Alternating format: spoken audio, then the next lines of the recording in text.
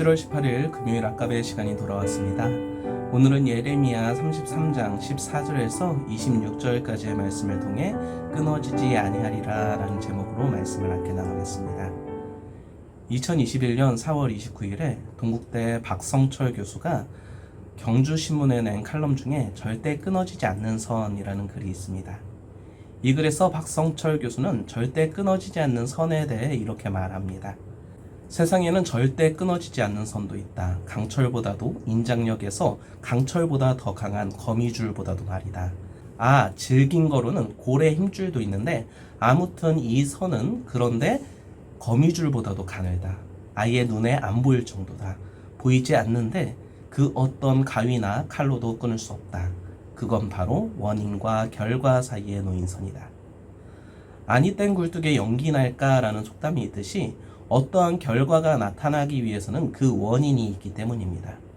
그래서 원인과 결과 사이에는 절대 끊어지지 않는 선이 있다고 박성철 교수는 말하고 있는 것입니다.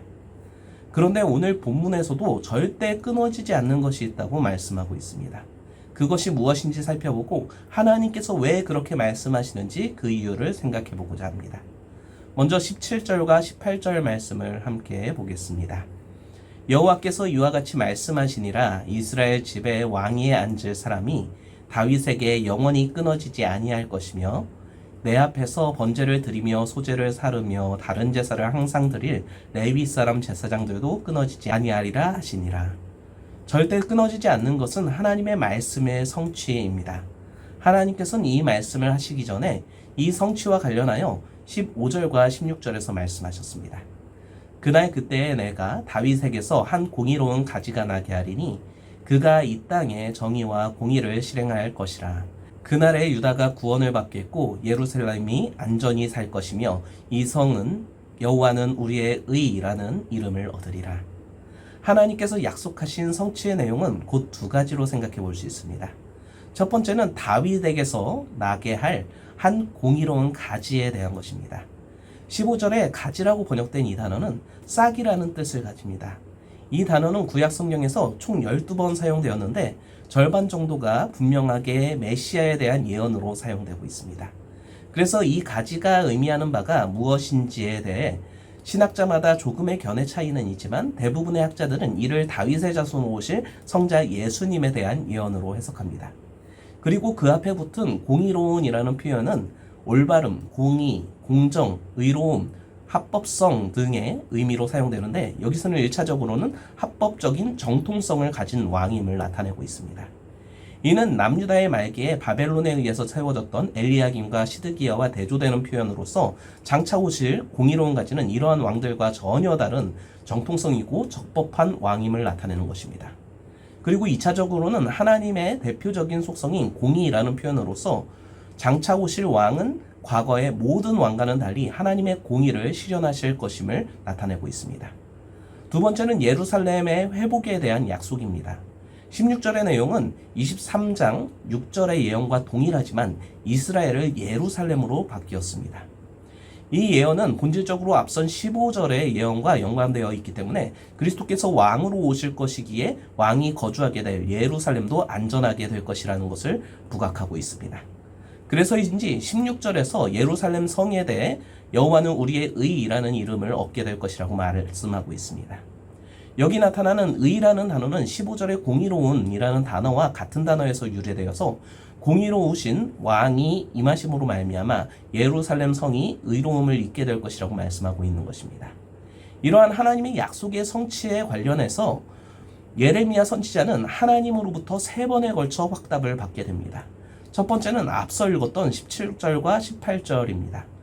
여기서 하나님께서는 끊어지지 않을 것이라고 말씀하고 있습니다. 그런데 앞서 15절과 16절과 비교해 본다면 다윗의 왕위에 대한 것은 동일한 반면 예루살렘 성에 대해서 말했던 것과는 다르게 여기서는 성전의 복구와 제사를 드리는 일과 제사장의 영원성을 언급하고 있습니다. 앞서 다윗의 왕위에 대해서는 사무엘하 7장 6절을 통해 다윗에게 약속하셨던 내용입니다. 내 집과 내 나라가 내 앞에서 영원히 보존되고 내 왕위가 영원히 경고하리라 하셨다 하라. 그리고 제사장직에 대한 것은 민수기 25장 13절을 통해 이스라엘의 순수성을 보존하려는 비느하스의 열정에 대한 응답으로 주신 약속입니다. 그와 그의 후손에게 영원한 제사장 직분의 언약이라. 그가 그의 하나님을 위하여 질투하여 이스라엘 자손을 속죄하였음이니라. 이러한 제사장직의 영원성은 궁극적으로 영원한 왕이시며 선지자이시고 제사장이신 예수님께서 자신의 몸을 제물로 단번에 드리심으로써 완전한 제사를 드리신 것과 연관되어 있습니다. 그리고 공의로운 왕의 임함으로 말미암아 예루살렘 성이 의로움을 입게 되는 것처럼 완전한 대제사장으로 완전한 제사가 성취되므로 제사장 직분이 영원성을 얻는 것과 동일한 것입니다. 그리고 예루살렘 성이 곧 제사가 드려지는 성전이 있는 곳으로서 이 두 장소의 회복에 대한 말씀은 연결될 수밖에 없는 것입니다. 이러한 왕과 제사장의 영원한 약속은 19절에서 22절에서 두 번째로 파할 수 없다고 확언하고 있습니다. 20절 말씀을 읽어보겠습니다. 여호와께서 이와 같이 말씀하시니라. 너희가 능히 낮에 대한 나의 언약과 밤에 대한 나의 언약을 깨뜨려 주야로 그때를 잃게 할 수 있을진데. 20절에 나타난 낮에 대한 나의 언약과 밤에 대한 나의 언약은 노아가 홍수 후에 하나님께 제사를 드렸을 때 하나님께서 말씀하신 약속에 근거하고 있습니다. 창세기 8장 22절 말씀입니다. 땅이 있을 동안에는 심음과 거둠과 추위와 더위와 여름과 겨울과 낮과 밤이 쉬지 아니하리라. 곧 노아에게 주신 약속이 깨질 때에야 왕과 제사장에 대한 약속이 파기될 수 있음을 말씀하신 것입니다. 이것은 곧 결코 파기될 일이 없음을 말씀하고 있는 것입니다. 이어서 22절 말씀을 읽어보겠습니다. 하늘의 만상은 셀 수 없으며 바다의 모래는 측량할 수 없나니 내가 그와 같이 내 종 다윗의 자손과 나를 섬기는 레위인을 번성하게 하리라 하시니라. 여기서 앞부분인 하늘의 만상과 바다의 모래를 세는 것은 하나님께서 아브라함의 자손에 대한 언약을 하실 때 사용한 표현입니다. 이 역시도 아브라함에게 하신 언약이 깨질 때에야 왕과 제사장에 대한 약속이 파기될 수 있음을 말씀하고 있는 것입니다. 따라서 이 또한 결코 약속이 파기될 일이 없음을 확증하고 있는 것입니다. 이어서 23절부터 26절을 통해서 세 번째 하나님의 약속 성취에 대한 확언이 등장하고 있습니다.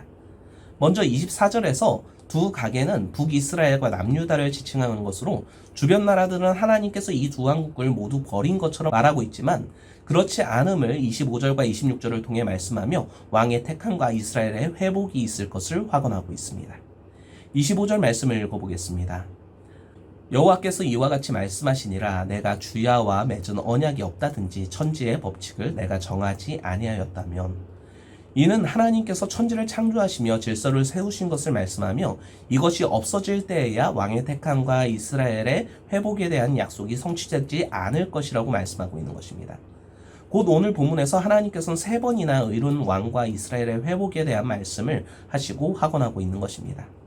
오늘 설교를 시작하며 절대 끊어지지 않는 선에 대해 말씀하며 원인과 결과 사이를 언급했습니다. 오늘 말씀에서 하나님께서 이렇게 예레미야를 통해 공의로운 왕과 이스라엘의 회복에 대해 확언하고 있는 이유가 무엇일까요? 이는 하나님의 신실하심에 있습니다. 말씀에서 살펴보았듯이 하나님께서는 다윗에게, 비느하스에게, 노아에게, 아브라함에게 그리고 하나님께서 만드신 세상에 하나님의 언약을 주셨고 그 언약을 따라 범죄한 백성임에도 불구하고 공의로운 왕이신 예수 그리스도를 통해 회복시키실 것을 약속하고 있는 것입니다.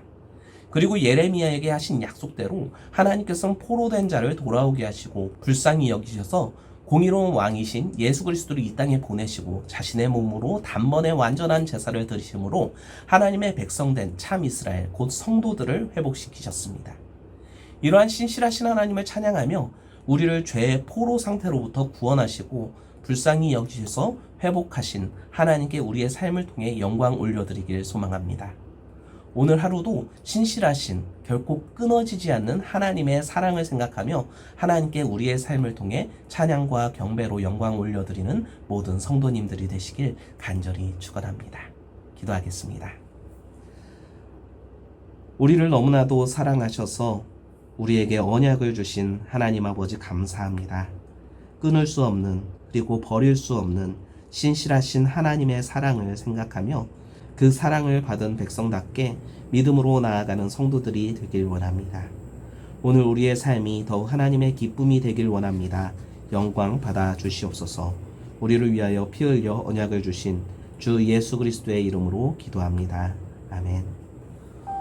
오늘도 신실하신 하나님의 사랑을 생각하며 우리의 삶으로 하나님께 영광 돌리는 우리가 되길 소망합니다. 다음 아까베 시간에 뵙겠습니다.